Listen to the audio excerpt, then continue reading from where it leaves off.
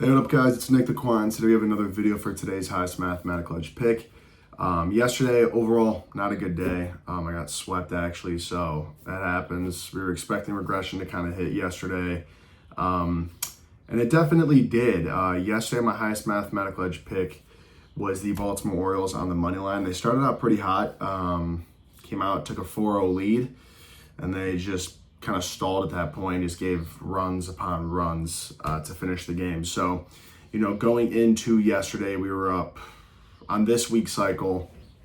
We were up over 4 units this week's cycle, and I believe the 14th, just to make sure, or sorry, the 11th. So, we got 3 more days in this week's cycle. Past 2 weeks, so the week prior to this, we were up almost 10 units, and the week prior to that, up just around 9 units. And then going into this week, we started off really hot. Like I said, our highest mathematical edge picks were cashing. I was hitting like back-to-back 3-in-1 days. A lot of profitability. And we've talked about this before, but the majority of my picks are underdogs or small favorites. My model is just kind of built to be pretty contrarian. So because of that, you're not going to be hitting these 60 or 70% win rates consistently on such cheap odds, which in theory are more difficult games to predict. But the reason why my model is built this way is because I believe with the math that these cheap favorites or underdogs in general are the best lines to exploit when using probabilistic modeling. So on the contrary, when you have teams who are these really big favorites that I fade a lot of the time and that recently we've been absolutely going crazy on, beating against, I think these are lines that are really, they're just very exploitable using probabilistic modeling and the rules that I have that my model follows in that overall landscape of probability theory. So saying that, we can just kind of jump right into today's pick. So today's highest mathematical edge pick is going to be the Toronto Blue Jays on the money line. So I lost to them yesterday, and now I'm on them. That's honestly how this kind of goes. When I run my model and I track all this data, I update my model every day with new data. Some of the trends I see are very, very interesting as far as the empirical data goes, the actual outcomes, how things are trending up, even how market regions are looking. Sometimes you'll just see things that it's very hard to explain because we're talking about sports here. So, teams are performing this way, people are performing this way that create these very weird kind of, data trends you'll see, or when you're calibrating probabilities, you'll see just these zones where consistently, the initial prediction should say, okay, these teams should be doing well since there's such favor. And one zone's they're performing really well. And then the next zone right next to it's performing terribly. And that's 50%, and it's back up. And there's very small, difference in those actual probabilities, yet the outcomes are drastically different. And that's what's very interesting. And that's why my model overall is pretty contrarian, because a lot of times teams will fall into these zones that are just performing very poorly, or they're not performing good enough relative to what Vegas is giving them their odds at. So saying that, we got the Toronto Blue Jays money line. I got them at plus 153. Model probability is a 49.22%, denoting a strong financial value or financial edge on the Blue Jays by their expected value being 24.53%. We're going to be risking 2.67%, or for me, 2.67 units, for a potential profit of 4.08 units.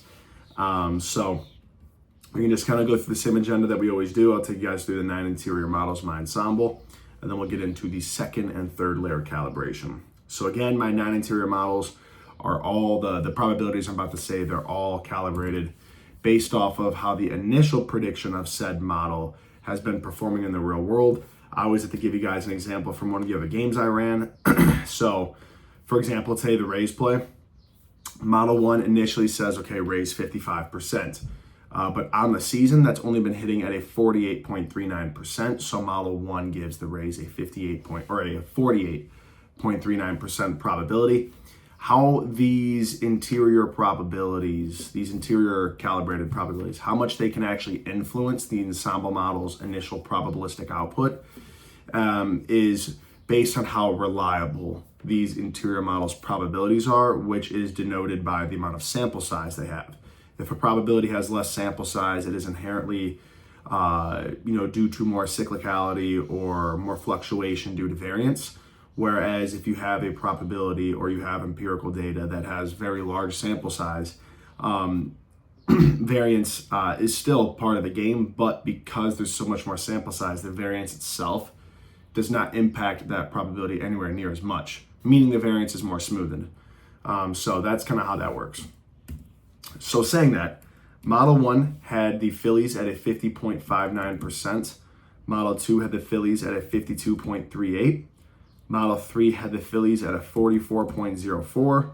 Model 4 had the Phillies at a 61.9%. Model 5 had the Phillies at a 38.89%.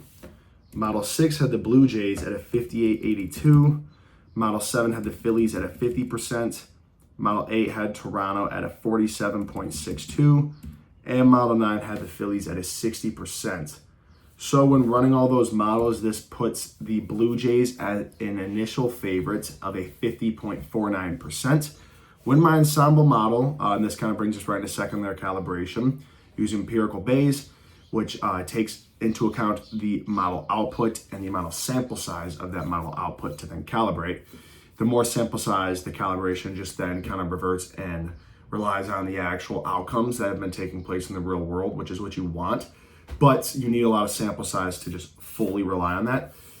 So the empirical Bayes kind of weights both the model and then the actual empirical data. That's kind of how it works. Saying that though, when my ensemble model produces probabilities in this 50% range, so anywhere 50.01 to 50.99, so just below 51%, it's been hitting at a 50% rate. So this has actually been performing very accurately to the range that we're dealing with. So because of that, second layer calibration makes the Blue Jays now a 50.34, so slightly pulling down on the Blue Jays. So now we can get into that third and final layer of calibration, which is taking into account the market region in this matchup. The Phillies are in a market region today that has only been hitting 52.87% of the time. So relative to their odds, them being a strong favorite today, that's very disadvantageous. Relative to the market, pretty indifferent. I mean, it's positive because it's over 50%, but it's only by 2.87%, and that is something that can easily be impacted by variance because we just don't have a lot of cushion there. The potential of, the distribution of this specific probability, if we're dealing with like a market region probability, if you're only at 2.87% over 50%, a few bad days can really start to pull you closer to 50%. So there just isn't as much cushion between that mean of the distribution and the, depending on how we're performing, the upper bound or the lower bound. So again, relative to the Phillies and the line Vegas is, giving them, it's very disadvantageous. Mathematically a little advantageous relative to the market, but not much. But relative to the Blue Jays, which would be the complement of this, so if the market region's a 52.87% win rate, when teams fall in it, that means when teams are on the other side of it, they only have a 47.13% hit rate. But if we look at what the Blue Jays odds are, being a very strong underdog today, that's actually very advantageous relative to their pricing.